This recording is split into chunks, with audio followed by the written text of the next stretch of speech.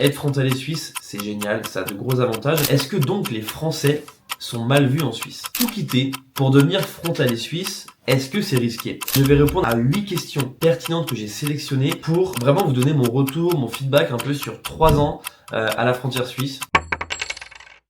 Hello tout le monde, c'est Théo et on se retrouve aujourd'hui pour une toute nouvelle vidéo sur ma chaîne YouTube où j'ai le plaisir de vous retrouver. Et aujourd'hui, on va pas aller interviewer les gens, on va pas aller demander aux gens combien ils gagnent dans la rue, mais je vais répondre à 8 questions pertinentes que j'ai sélectionnées pour vraiment vous donner mon retour, mon feedback un peu sur 3 ans à la frontière suisse. Voilà, il faut savoir que ça fait 3 ans que je suis là. Qu'est-ce que ça m'a apporté? Quels ont été mes choix? Pourquoi j'ai fait certaines choses? Qu'est-ce que j'ai appris? Qu'est-ce que j'ai mal fait? Qu'est-ce que j'ai échoué? Comprendre un petit peu l'aspect frontalier suisse, on va vraiment parler de ça concrètement. J'ai les 8 questions qui sont prêtes ici sur mon téléphone. J'ai préparé les questions, mais j'ai pas préparé mes réponses. C'est-à-dire que j'ai vraiment envie de vous donner mes réponses les plus sincères, quitte à réfléchir un petit peu à ce que je vais dire, mais voilà, c'est vraiment la sincérité avant tout. Parce que voilà, on n'est pas là pour vendre du rêve. À un moment donné, être frontalier suisse, c'est génial, ça a de gros avantages, mais ça a aussi quelques inconvénients. Et donc on est là pour en parler. Et on peut commencer directement donc avec la première question qui revient souvent et ce qui fait un peu peur du coup aux gens qui veulent se lancer, qui ne le sont pas encore. Est-ce que donc les Français sont mal vus en Suisse? Quel est ce point de vue? Comment nous on va arriver en tant que Français? Comment on est vu? Est-ce qu'on est mal vu? Qu'est-ce que les Suisses pensent de nous finalement? Je vais vous donner mon retour sincère. Moi, après 3 ans, faut savoir que je suis cuisinier, je viens de la Bretagne, et donc nous les Bretons on est plutôt bien vus. Les sudistes, les parisiens, pas top, pour être tout à fait honnête. Après, voilà, en général, moi, quand je dis que je viens de Bretagne, c'est un peu une anecdote, mais souvent, ah ouais, la Bretagne et tout, vous êtes sympas, les Bretons. Par contre, quand t'es parisien, moi, j'ai déjà eu des collègues parisiens et tout, ah, t'es parisien, ah ouais, bon, les parisiens, on veut pas les voir, machin. Bon, ça n'empêche qu'en règle générale, les Français sont plutôt quand même bien vus en Suisse. Maintenant, il y a des exceptions, et je peux vous donner quelques exemples. Faut savoir que, quand on est cuisinier, quand on est serveur, quand on est vendeur dans des boutiques de prêt-à-porter, quand on fait vraiment des métiers où il y a beaucoup de Français, en général, on va se retrouver en entreprise avec beaucoup de Français. Et donc, ça ne pose pas trop de problèmes. Pour donner un exemple, moi, dans le restaurant étoilé dans lequel j'ai travaillé pendant plus de 2 ans et demi à Genève, on était exclusivement que des Français en cuisine. En salle, il y avait 90% de Français, 90% de Français, pour ceux qui parlent suisse, donc c'est 90, 90. Et peut-être, il y avait un apprenti qui était suisse en cuisine, peut-être 2 ou 3 serveurs qui étaient suisses. Donc voilà, c'est vraiment beaucoup de Français. Maintenant, est-ce que je me suis déjà fait insulter en tant que Français en Suisse? Non. Est-ce qu'on m'a déjà fait des remarques parce que je suis Français en Suisse? Non plus. Il y a aussi des personnes black, des personnes de couleurs de peau différentes, qui m'ont déjà dit ouais mais est-ce que moi je suis renois machin, je suis black, est-ce que je peux venir bosser en Suisse? Oui, les Suisses sont pas plus racistes que les Français, il y a du racisme en France, il y a du racisme en Suisse, et à un moment donné voilà, tu peux venir bosser en Suisse sans te dire ouais je vais me faire détruire parce que je suis français, parce que je suis étranger. Alors oui on est étranger, oui c'est à nous de s'adapter à la mentalité suisse, mais il y a pas, ça peut arriver je pense que de tomber sur un Suisse qui aime pas les Français, ça peut arriver, mais c'est quand même plutôt rare. Donc il faut quand même pas trop s'inquiéter. Donc voilà un peu mon opinion là-dessus. Moi j'ai jamais eu trop de problèmes à dire par rapport à ça. La deuxième question, tout quitter pour devenir frontalier suisse, est-ce que c'est risqué? Quand je dis tout quitter pour devenir frontalier suisse, c'est un peu faire le schéma que moi j'ai fait. Ça veut dire que tu quittes ton job, tu quittes ta famille, tu quittes ta copine, tu quittes un peu tout ce que tu as pour devenir frontalier suisse et pour vraiment améliorer ton salaire, améliorer d'un trait ta situation financière, faire ce fameux x3 dont on parle très souvent. Moi, mon avis sincère là-dessus, c'est que tout dépend de chaque situation. Quand tu es dans mon cas, ça veut dire que moi, mon cas, j'avais à peine 20 ans, j'avais 19 ans, quasiment, ouais, 20 ans peut-être. Je venais d'avoir 20 ans. Tout quitter, ça veut dire que tu quittes pas grand-chose. J'avais pas d'enfant, j'ai pas de maison, j'avais pas un appartement à moi, j'étais en location. Même pas, à l'époque, j'étais même pas en location, j'étais chez mes parents. Donc, en réalité, je quittais pas grand-chose. Si ce n'est quitter sa famille, quitter sa copine, quitter son job, quitter sa région, quitter tous ses amis. C'est quand même tout quitter. Mais la réponse pour moi, c'est oui. Aujourd'hui, si tu veux vraiment améliorer d'un trait ta situation financière et vraiment juste améliorer ça, déjà, c'est énorme. Oui, ça vaut le coup. Clairement, ça vaut le coup parce que ça te permet beaucoup de choses dont on parlera un petit peu après. Maintenant, si effectivement tu es marié, tu es propriétaire d'une maison, propriétaire d'un appartement, tu as des enfants, tu as un CDI depuis très longtemps, est-ce que ça vaut le coup? Tout dépend de chaque situation. Si demain, si vraiment ton CDI t'en as marre, si tu sens que tu t'en sors pas, que tu vas pas lever la tête de l'eau, que tu n'as aucune possibilité d'évolution dans ton poste ou dans ton job, bah il y a un moment donné où faut se préparer un peu plus qu'un jeune de 20 ans, qu'un jeune comme moi. D'où l'importance de tous ces coachings, de ces formations, de ce qu'on vend, nous les formateurs, pour venir travailler en Suisse. C'est pas juste pour un aspect marketing, oui, venez travailler en Suisse, nous on va vous aider, on vous vend un programme. Non. Aujourd'hui, venir travailler en Suisse, c'est une réelle préparation. Et si t'es pas préparé, déjà que c'est compliqué. Pour moi qui suis jeune, 20 ans, c'était un peu compliqué. Si en plus, je prends un exemple, t'as 35 ans, t'as une femme, un enfant, ça va être 2 fois, 3 fois plus compliqué parce que bah faut bouger, faut avoir l'argent de côté pour faire venir toute la famille, quitter son emploi, si t'as un crédit en plus, c'est hyper risqué. Donc, d'où l'importance d'être bien préparé. Donc, tout quitter pour devenir frontalier suisse, est-ce que c'est risqué? Oui, c'est risqué, mais derrière, le jeu en vaut la chandelle et l'amélioration et ce qu'il y a à aller chercher, c'est tellement énorme que faut prendre le risque. Moi, je conseillerais à tout le monde de prendre ce risque. Au pire, si ça rate, eh ben, tu pourras juste te dire, ben, j'ai pas le regret de pas avoir essayé. Et si tu réussis, pardon, ben, c'est juste énorme, c'est juste incroyable. La troisième question, peut-on trouver un travail en Suisse en moins de 3 mois? La réponse, c'est oui. Oui, pourquoi? Parce que moi, je l'ai fait. Oui, parce que j'ai un tas d'amis, un tas de connaissances, un tas de membres de mon accompagnement qui l'ont fait. Maintenant, est-ce que c'est dans 100% des cas? Non. Il y a des gens qui vont jamais trouver. Il y a des gens pour qui ça va durer 4 mois, 5 mois, 6 mois, 1 an de recherche avant de trouver ce CDI. Mais il y en a aussi pour qui ça peut aller très très vite. Faut savoir que il n'y a pas de moyenne. Il n'y a pas genre une moyenne, voilà, en moyenne ça prend 3 mois. Non.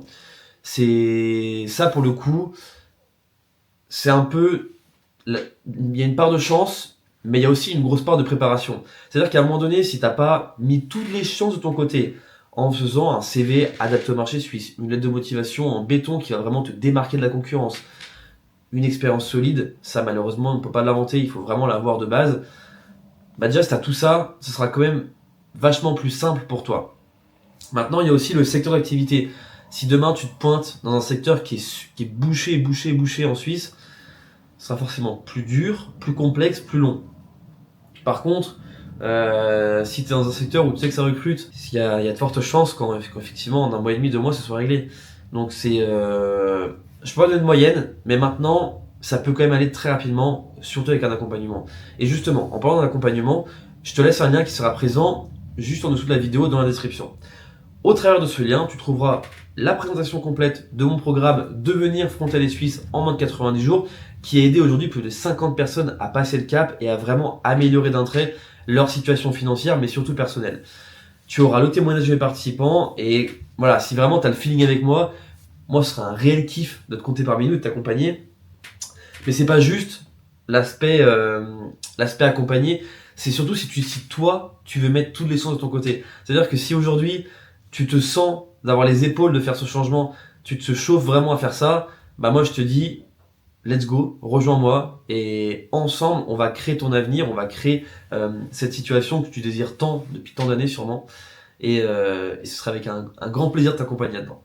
Ensuite, question 4, et pas des moindres, combien ça coûte concrètement en argent quantifiable de devenir frontalier suisse? Ça, c'est une très bonne question et en réalité, c'est dur d'y répondre. Mais je vais vous donner exactement ce que moi, ça m'a coûté pour que vous puissiez comprendre une fourchette d'idées de ce que ça peut coûter. Donc, dans un premier temps, il y a déjà l'aspect déménagement. Moi, je venais de Bretagne, donc Bretagne, donc Vannes, exactement, la ville de Vannes. Vannes-Genève, c'est 950, en gros, c'est 1000 km. Donc déjà, le trajet, tu vas comment? Bon, pour les 3 quarts des frontaliers, tu vas y aller en voiture pour la première fois parce que tu as tes bagages. Donc déjà, il faut compter, je pense 200, 250 € déjà pour l'essence et le péage. Ensuite, tu arrives sur place, tu dors où? Souvent, moi je vous prends exactement mon cas, moi j'avais pas de CDI, pas de contrat signé, donc j'ai pris 3 semaines exactement de Airbnb à Adbas, que j'avais payé exactement 900 €. Ensuite, pendant 1 mois, il faut prévoir de ne pas avoir de salaire. Parce que si le premier mois tu signes pas ton CDI, faut que tu puisses te reverser 1500, 2000 euros. Peut-être que ça durera 2 mois. Plus aussi, il y a une chose qu'il faut calculer, c'est que le jour où tu vas signer ton CDI, derrière, il faudrait que tu prennes un appartement pour te loger beaucoup plus confortablement sur le long terme. Un appartement à la frontière suisse, un studio, pour prendre un truc assez courant, c'est 900 balles. Donc tu dois payer 900 euros à l'entrée, tu dois payer 900 euros de caution. Donc en général, ça coûte 1800 euros. Si en plus on te demande un mois d'avance, ça va te coûter 1800. Ça fait 1800 euros pour entrer en appartement, plus 900 euros de caution. Plus les 900 euros du Airbnb, plus les 300 euros de la route, 250 euros de route, on va dire, plus les 1500 euros, 2000 euros que tu as dû te payer parce que éventuellement le premier mois t'as pas bossé. Moi je pense qu'il faut compter pour un célibataire, un jeune qui veut se lancer, au minimum du minimum 4000 euros. Si tu peux mettre 5000 euros, c'est encore mieux. Mais voilà, je pense qu'avec 3500, 4000, c'est le minimum. Après, bien sûr, tu peux trouver des colocs beaucoup moins chers. Tu peux trouver des appart-hôtels. Alors, les appart-hôtels, souvent, c'est pas donné. Mais ça peut être moins cher. Moi, je pense que j'ai pas trouvé le moins cher du tout. Puis j'étais très proche de la frontière pour vraiment optimiser le truc à fond. Mais en vrai, il y a moyen, je pense, de trouver moins cher. Peut-être que pour 600, 700 balles, tu peux te loger en colocation. Et pour une famille, je pourrais pas vous donner les chiffres exacts, mais je pense que c'est voilà, au minimum 4000 euros par personne. Donc, si vous êtes un couple, faut compter 8000. Voilà, chacun prend ses économies pour venir et tente l'aventure, j'ai envie de dire. 5e question, peut-on vraiment tripler son salaire en venant travailler en Suisse? La réponse, c'est oui, mais pas dans 100% des cas. Ça veut dire que, je vais prendre mon exemple à moi, concret. Moi, j'étais à 1500 euros net par mois en CDI en tant que cuisinier en France. J'ai fait des postes à 1004, des postes à 1005, peut-être qu'au mieux, j'ai déjà touché 1700 balles par mois. On va prendre une moyenne à 1500. Aujourd'hui, si on fait 1500 x 3, ça fait 4500, on parle en net. Donc moi, j'ai pas exactement triplé mon salaire parce que la première année où j'étais frontalier, je prenais en salaire net 3600 euros net. J'avais un brut à 4000, un peu plus de 4000, et en gros, ça faisait même pas, mon premier brut, il était en dessous de 4000. J'avais vraiment commencé très bas. Mais en gros, ouais, on est quasiment au x3 quand même, on doit être à x2,5, x2,7, peu importe. Aujourd'hui, j'ai plus que triplé mon salaire parce que, pour vous donner les chiffres et être tout à fait transparent avec vous, je demande le salaire aux gens dans la rue, donc je peux bien vous donner mon salaire. Je gagne exactement aujourd'hui 4000 en net, je suis à un poil plus de 4000. Mais il faut se rappeler que c'est pour un poste de cuisinier, c'est pour du 42 heures par semaine. En Bretagne, j'étais à 1500 euros par mois. Les heures sup n'étaient pas payées. Les 42 heures étaient largement faits. 45 heures, 50 heures par semaine. Et donc au final, aujourd'hui, je fais quoi? Je fais 42 heures par semaine. Je fais pas de coupure, parce que je suis en restauration. Je fais des journées continues. 4000 balles par mois. Et 42 heures par semaine, je l'ai déjà dit. Et très peu d'heures sup, et s'il y en a, elles sont payées chaque mois. Donc c'est juste énorme. C'est juste énorme de se dire que qu'en faisant moins d'heures qu'en France, moi je fais moins d'heures qu'en France aujourd'hui en Suisse, bah, je suis quasiment 3 fois mieux payé, même aujourd'hui j'y suis quasiment en x3. Donc bah, c'est ok, genre, il y a un moment donné, c'est tout à fait ok. Les serveurs, souvent ils prennent encore plus que nous parce qu'ils prennent des pourboires en plus. Et après ça dépend des métiers. Il y a des métiers où tu vas vraiment exploser le x3. Il y a des métiers où tu feras x2, x2,5, ça dépend vraiment des métiers. Donc voilà pour la réponse à ces questions-là. Ensuite, question 6. Quel est le meilleur moment pour venir travailler en Suisse? Parce que j'entends beaucoup parler des gens, des fois je vous ai en appel et tout, et on me dit ouais mais là c'est le mois de juin, mois de juillet, mois d'août, on peut pas venir postuler. Il n'y a pas une période dans l'année où ça recrute à 100% et par exemple l'été ça recrute 0. Non. Aujourd'hui, ça recrute toute l'année. Il peut y avoir moi demain, si je démissionne, là on est au mois de juillet. Si demain je démissionne en août, bah mon patron il va reprendre quelqu'un dans la foulée. Si je démissionne en décembre, ça veut dire qu'il y a des démissions tout le temps, il y a des départs tout le temps, donc il y a aussi des arrivées tout le temps. Et donc l'été, ça recrute parce qu'il prépare la rentrée en septembre. En fait, ça recrute toute l'année. C'est-à-dire qu'il n'y a pas un moment où ça va recruter plus que d'autres. Ça, c'est un peu des croyances limitantes, du bullshit où les gens vous disent oui, il faut absolument venir en septembre, machin. Non. Il y a un moment donné où... Alors par contre, oui, si tu veux faire une saison d'hiver, viens pas en mois de juillet. Si tu veux venir faire une saison sur Genève pour bosser dans un bar de plage, machin, oui, effectivement, là, il va falloir venir de mai à octobre, de mai à septembre. Mais si tu bosses dans un métier où ça bosse toute l'année, il n'y a pas une période vraiment spécialisée pour pour venir travailler en Suisse. Ensuite, question 7. Pourquoi les recruteurs choisissent les frontaliers plus que par exemple un résident suisse? Pourquoi est-ce qu'il y a des métiers, par exemple, moi les gars, je vous donne un exemple concret. J'ai bossé dans un restaurant étoilé à Genève. On était une trentaine entre cuisine, salle, service petit déjeuner, réception, sur les peut-être même 40. Allez, 40, il devait y avoir peut-être 5 Suisses et 35 étrangers. Pourquoi? Plusieurs facteurs. Déjà, le français demande et coûte un peu moins cher à l'entreprise. Ça, c'est clair, c'est un fait. Malheureusement, ils peuvent nous sous-payer un peu plus parce qu'effectivement, on a des loyers moins chers à la frontière. Et pour nous, c'est déjà énorme de gagner un salaire suisse, même si c'est un peu plus bas que la moyenne, c'est tout à fait ok. Deuxièmement, c'est véridique et ça va pas plaire aux Suisses, mais il y a des compétences que nous avons qui n'ont pas. Je prends encore l'exemple de la cuisine, mais des compétences culinaires, des compétences en cuisine, on est quand même le pays de la gastronomie en France. Oui, on a des choses à apprendre aux Suisses. On est très bon et aujourd'hui, si tous les restaurants, ou la plupart des restaurants étoilés qui sont à Genève, sont tenus par des chefs français et ont des équipes de cuisiniers français, c'est pas pour rien, parce qu'à un moment donné, on est bon là-dedans, on est beaucoup de cuisiniers et donc on est les meilleurs. Dans les métiers de serveur, vendeur, c'est des métiers que les Suisses n'aiment pas faire, soit c'est un peu mal vu de le faire. Et donc, ils vont chercher la main-d'œuvre étrangère. La main-d'œuvre étrangère, c'est nous les Français. Nous, on veut bosser en Suisse. Eux, ils ont besoin de main-d'œuvre étrangère. C'est ok. Et donc, c'est pour ça que nous, les Français, on a notre place en Suisse. Et faut pas mal le prendre ou mal le voir. Il y a aussi des Français qui sont dans des très bons postes, qui sont bien placés, qui sont RH, qui sont même, je peux vous donner l'exemple. Je peux pas vous donner le nom de l'hôtel en question parce que c'est là où je travaillais. Mais la RH était française, le directeur était français, le chef de cuisine était français, les sous-chefs étaient français. Il y avait énormément de monde, le sous-directeur était français. En fait, c'était un hôtel dirigé par quasiment 100% de Français, en fait. Et donc, on a tous notre place, que ce soit dans les postes un peu plus bas en cuisine, un peu plus haut dans des postes de RH, des postes de directeur. Il y a vraiment tous les métiers qui sont possibles. Donc, il n'y a pas de règle. Aujourd'hui, pourquoi les recruteurs choisissent des frontaliers? Parce que on a des compétences à leur apporter. Si tu as les compétences, si tu as l'expérience tu seras choisi au même titre qu'un Suisse. S'il est meilleur que toi, c'est lui qui sera choisi. Donc voilà, il n'y a vraiment pas de règles de généralité. Et ensuite, 8e et dernière question. Est-ce que la Suisse, ça a changé ma vie? La réponse, c'est oui. Parce que sur plein d'aspects différents. Sur l'aspect découverte, sur l'aspect maturité, sur l'aspect rencontre de personnes incroyables ici sur Genève. L'aspect où ça m'a permis de créer ma chaîne YouTube, créer mon compte Instagram, créer mon entreprise. L'aspect où tu gagnes tellement bon salaire que si tu es un peu smart, tu ne dépenses pas dans un 4x4. Tu vas pas te dire, vas-y, ok, bon allez, je gagne 4000 balles par mois. Aujourd'hui, 4000 balles par mois, si tu veux flamber, en début de mois, tu vas chez Louis Vuitton, tu claques 1000 balles, tu payes ton leasing parce que tu as pris un Audi Q5, une RS3, une BM chez Jeanlin. Jeanlin, c'est un truc qui font plein de leasing à la frontière. Donc tu payes 500 euros, 600 euros de leasing tous les mois. Tu payes ton loyer à la frontière à 1000 balles, tes abonnements sur plein de trucs, des Uber Eats, tu commandes Uber, tu vas en boîte, tu vas au restaurant, et les 4000 balles, tu les passes sans problème.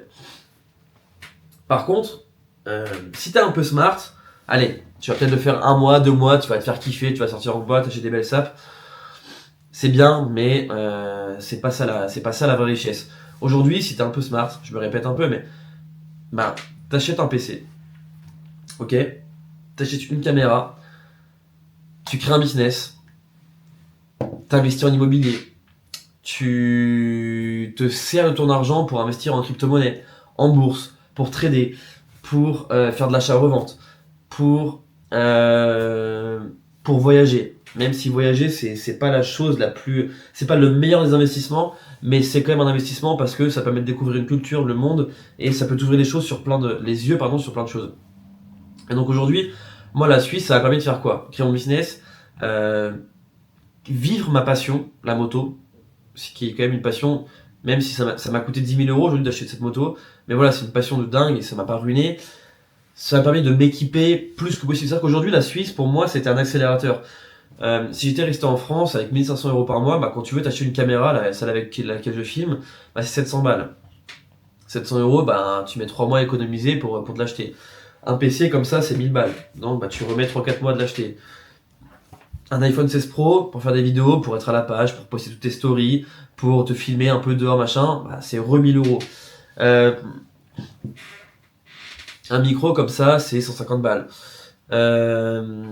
Tout ce que tu as besoin comme matos, aujourd'hui, tous les logiciels dont j'ai besoin, CapCut Pro, absolument tout ce que j'ai besoin sur le PC pour délivrer ma formation, délivrer le contenu, accompagner mes clients, la signature électronique, tous les logiciels payants qui coûtent cher, et ben en fait la Suisse ça te permet de le faire. Voilà, t'enclenches. Demain tu veux lancer une boutique de vêtements, tu veux lancer dans le e-commerce, faut investir 1000 euros dans des ads, dans des produits, dans des créatives, bah tu peux, vas-y tu balances 1000 balles, t'enclenches sérieusement pour faire du cash, pour te sortir un autre salaire en plus, te créer un deuxième business. Aujourd'hui, moi ça fait 3 ans que je suis en Suisse, je suis à 2 doigts de commencer mon premier investissement immobilier. Et quand il te faut 30 000, 40 000 euros d'apport pour enclencher sur un prêt immo, parce qu'à la frontière ça coûte cher, hein. Quand tu veux faire de la location par exemple, tu veux t'acheter un T3 pour faire de la loc, et que ça coûte 400 000, 500 000 euros, et qu'il te faut 50 000 euros d'apport, ce qui n'est rien, hein, c'est que 10% d'apport, bah, les 50 000 euros, quand tu bosses à 1500 euros par mois, à 23 ans tu les as pas. Par contre quand tu bosses à 4 000 euros par mois, que tu as réussi à mettre 1500 euros de côté pendant 3 ans, chaque mois, et que du coup aujourd'hui, bah, tu as 30, 35, 40 000 euros de côté. Si tu vends la moto, tac, tu te refais de l'oseille, bah tu y arrives en fait à tes objectifs. Et donc, demain, tu arrives chez un banquier, il regarde ton compte en banque, il voit que tu as de l'oseille de côté, que tous les mois, tu es hyper sérieux, que tu claques pas ton argent futilement chez Louis Vuitton, dans des restaurants qui coûtent cher à Genève, dans des boîtes de nuit, ben, et qui voit qu'en plus, tu as un business qui tourne, que tu as ton entreprise, que tu génères un peu de cash en plus, bah let's go. Genre, tout va plus vite, tout s'accélère.